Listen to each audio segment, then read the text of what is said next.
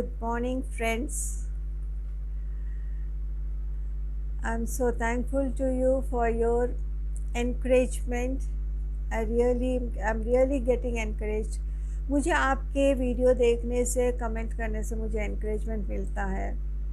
Thank you so much. और अगर आप कुछ स्पेशल सुनना चाहते हैं तो प्लीज़ कमेंट बॉक्स में उसको लिख दीजिएगा.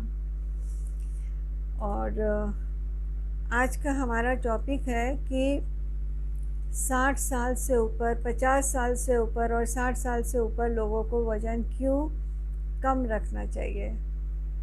फॉलो, यानी कि ओवरवेट नहीं होना चाहिए. तो इसी के बारे में आज हम बात करते हैं.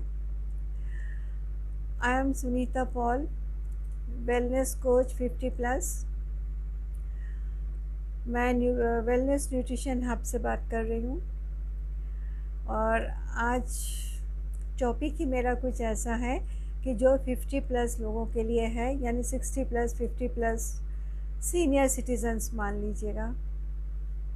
हाँ, एक रिक्वेस्ट मैं ज़रूर करूँगी कि please view the video up to the and.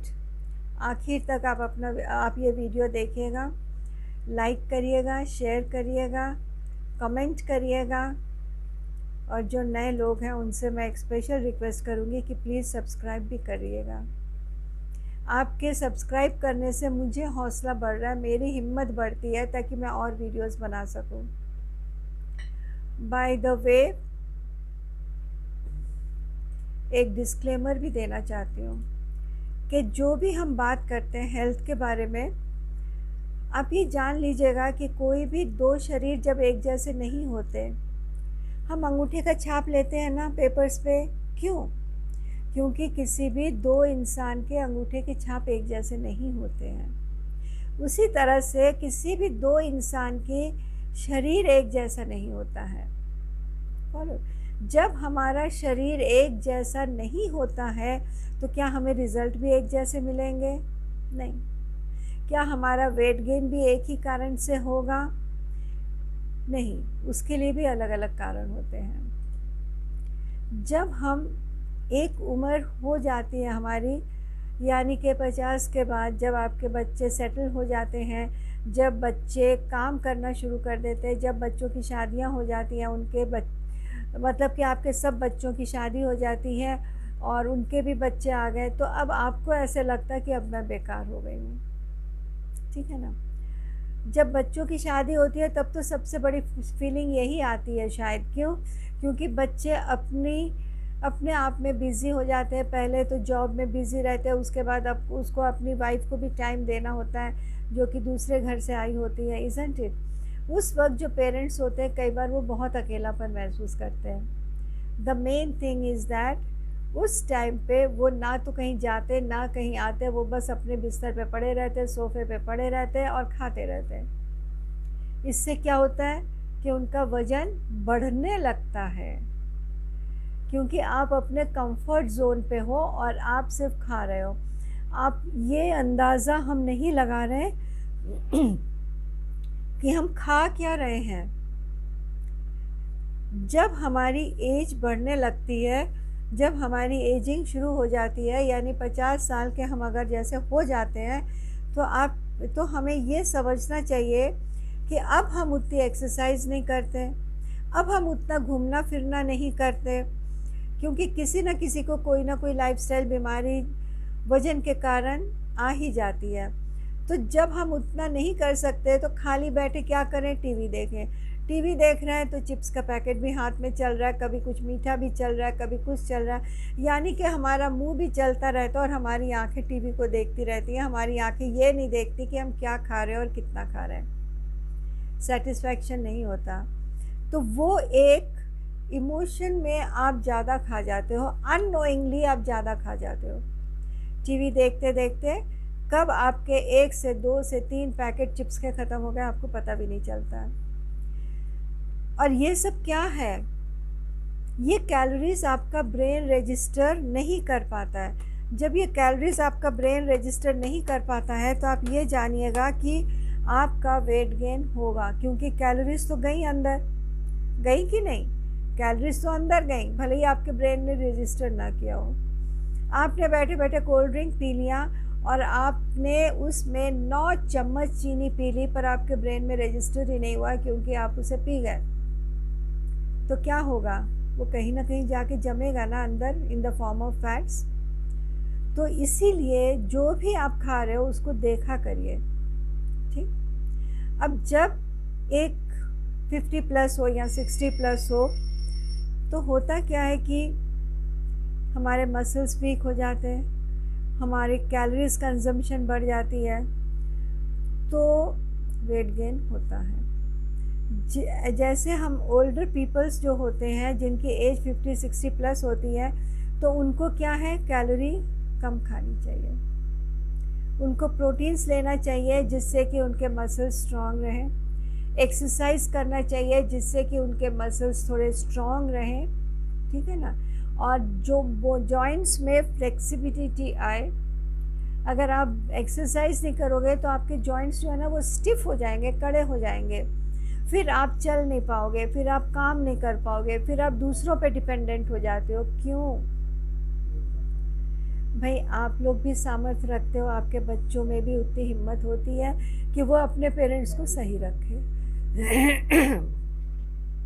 यहाँ पे मैं बच्चों से भी एक बात कहना चाहूँगी। आप जो हो, बेटा हो, बेटी हो, बहू हो, जो भी हो, आजकल सभी एम्प्लॉयड होते हैं, तो आप देखिए कि आप जॉब पे गए और उस जॉब पे जाने के बाद आपको एक चिंता सताती रहती है कि मम्मी का बीपी, मम्मी ने चेक कराया कि नहीं कराया, उनका शुगर टेस्ट करवाने जाना है, उनका बीपी चेक करवाना है, अरे उनका तो बुखार तो नहीं हुआ, मौसम बदल रहा है, कहीं उनको कुछ हो तो नहीं गया। यानी कि एक्चुअली बच्चे भी जॉब में बाहर रहते हो तो पेरेंट्स घर पे अकेले हो जाते हैं। तो ये सारा जो स्ट्रेस आप लेते हो उनकी चिंता में, ये चिंता दूर हो जाएगी अगर आप उनको हेल्दी कर दोगे। तो ये इसमें आपका दोहरा फ़ायदा है। क्या आप अपनी जॉब अच्छे से कर पाओगे, आप अपने जॉब के टारगेट को मीट कर पाओगे, आप एक स्ट्रेस फ्री लाइफ लीड कर पाओगे क्योंकि आपके पेरेंट्स हेल्दी हैं, उनको कोई बीमारी नहीं है, कोई कुछ नहीं है। तो ये वज़न जो बढ़ता है नेचुरली, ओवरवेट होना, वज़न ज़्यादा बढ़ना, यही हमारी सबसे बड़ी समस्या है। जितनी भी लाइफस्टाइल बीमारियां होती हैं वो इस वज़न के कारण ही होती हैं। तो हम एक्सरसाइज करें, कम कैलोरीज खाएं, तो आप देखिए हमारा वज़न कैसे नहीं कम होगा, ज़रूर कम होगा। हाँ, कई बार 60 के बाद ऐसा होता है कि जो उनका मेटाबॉलिज़्म है वो स्लो हो जाता है। मेटाबॉलिज़्म एक ऐसा प्रोसेस है जिसमें आपका खाना पचता है और आगे उसको एब्जॉर्ब होता है, शरीर उसको अपने अंदर एब्जॉर्प्शन करता है और वेस्ट जो होता है वो बाहर निकल जाता है, ठीक है ना। तो हमें कुछ बैठे रहते हैं, एक्सरसाइज करेंगे तो मूवमेंट भी होगी, अगर आप चलोगे तो आपके घुटने के जोड़ भी हिलेंगे, ठीक है ना, आपके पैर भी हिलेंगे।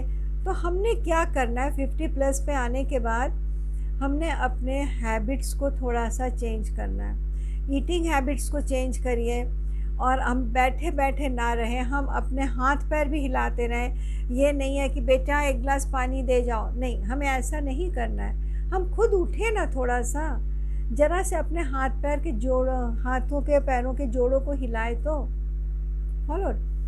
तो अगर हम अपने ईटिंग हैबिट्स को सुधारें, थोड़ी सी एक्सरसाइज करें, थोड़ी सी पॉजिटिविटी लाएं अपने में कि नहीं, मैं ठीक हो सकती हूँ, मैं ठीक हो सकता हूँ। ठीक होने का मतलब है अपना वेट आइडल वेट पे लाना, ठीक है ना।